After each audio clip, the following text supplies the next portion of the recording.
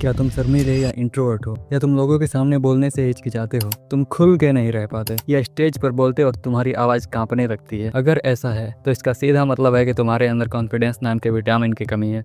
मैं मजाक नहीं कर रहा। कॉन्फिडेंस एक स्किल है जिसे प्रैक्टिस करके मास्टर किया जा सकता है। टेंशन मतलब तुमने बिल्कुल सही वीडियो पे क्लिक किया है। इस वीडियो में मैं 5 स्टेप्स बताने वाला हूँ। अगर तुमने उसको अपने ऊपर अप्लाई कर लिया तो तुम्हारा कॉन्फिडेंस फाड़ के बाहर निकलेगा। इमेजिन करो एक विशाल युद्ध का मैदान जहाँ चारों तरफ योद्धाओं की सेनाएं खड़ी हैं, लेकिन इन सब के बीच एक योद्धा चुपचाप खड़ा है। उसका धनुष नीचे है, चेहरा उदास है और उसके दिल में एक अजीब सी घबराहट है। हाँ, मैं महाभारत के महान धनुर्धर अर्जुन की बात कर रहा हूँ। लेकिन उस पल में वो सवालों में खोया हुआ था क्योंकि उसका कॉन्फिडेंस मर चुका था। अब सोचो, अगर अर्जुन जैसा योद्धा जिसे दुनिया का सबसे बड़ा निशानेबाज माना जाता था, युद्ध के मैदान पर उसका खुद पर से भरोसा उठ जाना कोई आम बात नहीं है। लेकिन उसके पास भगवान कृष्ण जैसा गाइड था। देखो, मेरे कहने का मतलब है कि कॉन्फिडेंस का डगमगाना कोई बड़ी बात नहीं है। ये हर किसी के साथ होता है। लेकिन जो चीज अर्जुन को फिर से महान बनाती है वो है उसका हार नहीं मानना। उसने अपनी कमजोरी को पहचाना, उसका सामना किया और श्री कृष्ण के मार्गदर्शन से उसने अपने कॉन्फिडेंस को फिर से जगाया। और आज मैं तुम्हें यही बताने जा रहा हूँ कि तुम कैसे अपनी जिंदगी में कॉन्फिडेंस को न सिर्फ बढ़ा सकते हो बल्कि उसे अपनी ताकत बना सकते हो,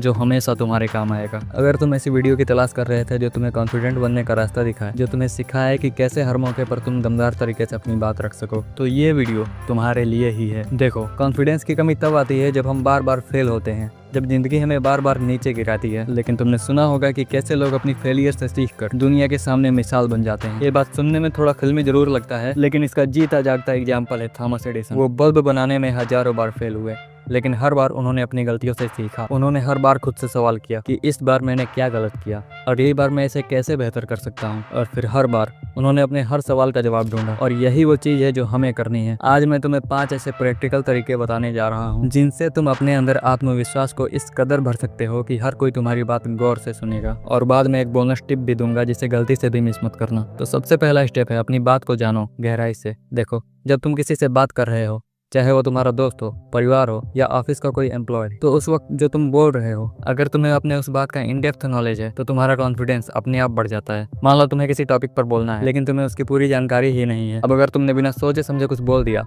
और वो गलत निकला तो तुम्हारे अंदर एक डर होगा कि लोग हंसेंगे और तुम्हारा कॉन्फिडेंस डगमगा जाएगा। इसलिए बोलने से पहले थोड़ा प्रैक्टिस करो। उस टॉपिक के फैक्ट्स, आंकड़े और कहानियां इकट्ठा करो। जब तुम रेडी होकर बोलते हो तो तुम्हारी बात में वजन आ जाता है। जैसे एलन मस्क जब अपनी कंपनी टेस्ला या स्पेसएक्स के बारे में बोलते हैं तो उनकी हर बात में कॉन्फिडेंस झलकता है। क्यों?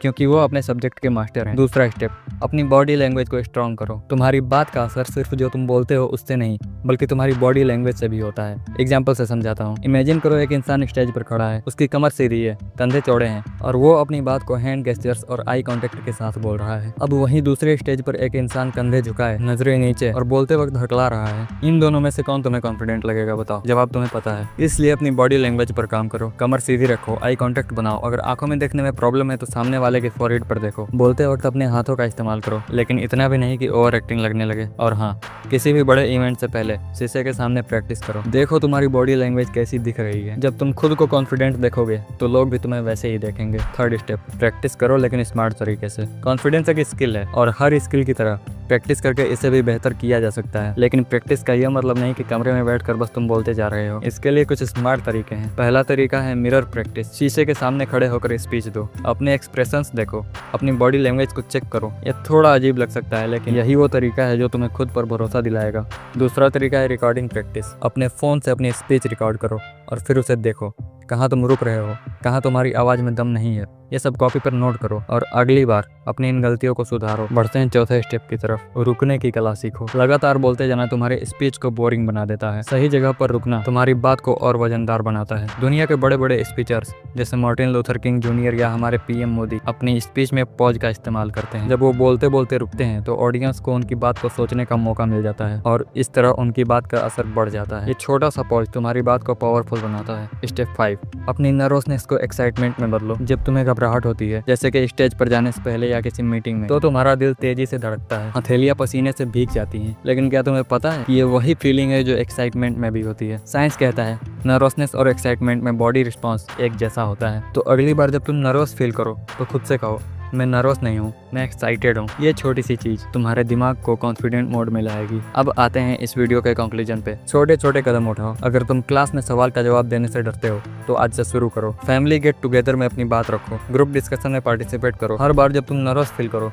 तो बस कहो मैं एक्साइटेड हूँ, और बस धीरे धीरे तुम देखोगे कि तुम्हारा कॉन्फिडेंस बढ़ रहा है। कहते हैं ना, एक बड़ी सफर की शुरुआत एक छोटे कदम से होती है। तो आज से शुरू करो, प्रोग्रेस पर फोकस करो, परफेक्शन पे नहीं। और हाँ, इस वीडियो को अपने उस दोस्त के साथ शेयर करो जिसे कॉन्फिडेंस की जरूरत है। कमेंट में बताओ कि ये वीडियो तुम्हें कैसी लगी, और अगर तुम्हारे पास कोई सजेशन है अगली वीडियो के लिए तो वो भी लिख दो। बोनस टिप ये है कि कंडीशंस चाहे जैसे भी हो, खुद को हमेशा ताकतवर मानो। जब भी कोई अपोजिट सिचुएशन आए तो खुद से बोलो आई एम द किंग। और ये इतना आसान है कि तुम बोलोगे और तुम हो जाओगे। थोड़ा डीप है, इसे दोबारा से सुनना। अगर इसी तरह के वैल्यूएबल कंटेंट कंज्यूम करना चाहते हो तो अभी इस चैनल को सब्सक्राइब कर लो। फिर मिलते हैं अगली वीडियो में।